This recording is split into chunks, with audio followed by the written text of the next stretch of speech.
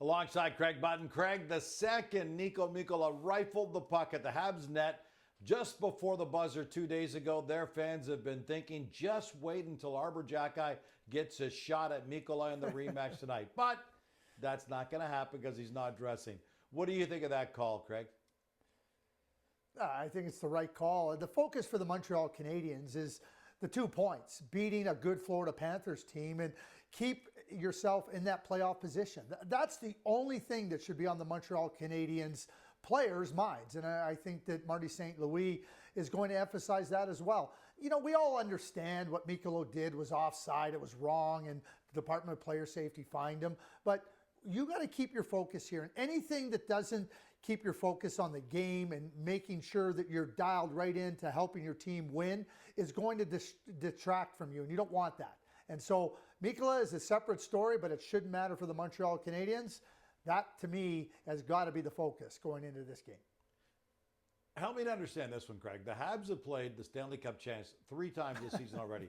Montreal's won all 3, given up an average of just 1 goal against per game against them. How do you explain that? Okay, I'm going to help you understand. So lay down on your couch here, and I'm going to try to tell you in really valid terms. I don't know, Gino. It's one of those things that I don't understand. Here's what I do think, though, and so this is what I'm going to convey. In the 2 previous games that Montreal beat Florida, they were coming off some games that weren't very good. A Seattle game where they were up 4-2 on the road, gave up 2 power play goals and lost 4 seconds into overtime. And then recently, the loss to the Philadelphia Flyers in Carolina. So you play a really good team like the Florida Panthers, you now get a little bit more dialed in. You understand, oh boy, we better not play like that, or we're going to pay a big price. So sometimes your opponent and who that opponent is can get you into a state of mind, into a better focus to play.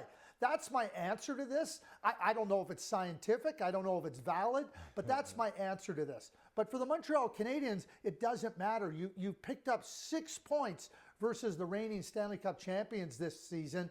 Try to pick up 7 and 8.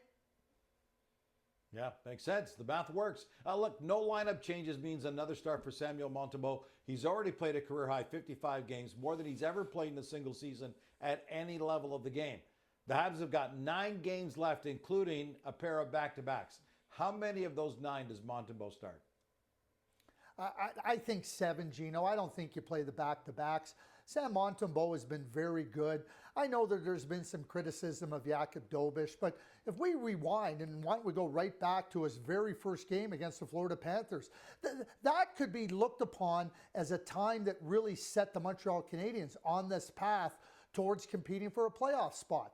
And when you look at Jakub Dobeš, yeah, his numbers haven't been as good, but the team in front of him has not been very good defensively, whether it was Montembeault in the net or whether it was Dobeš. But Montembeault is the #1 goaltender. You don't want to have him be fatigued, whether it be physically or mentally. So get him his 7 games. Make sure he's not practicing on off days. He doesn't have to take the morning skate unless he wants to. And Dobeš gets 2 of those games on the back-to-backs. For perspective, only 2 goalies have played more games than Montembeault this season, Connor Hellebuyck and Andrei Vasilevskiy.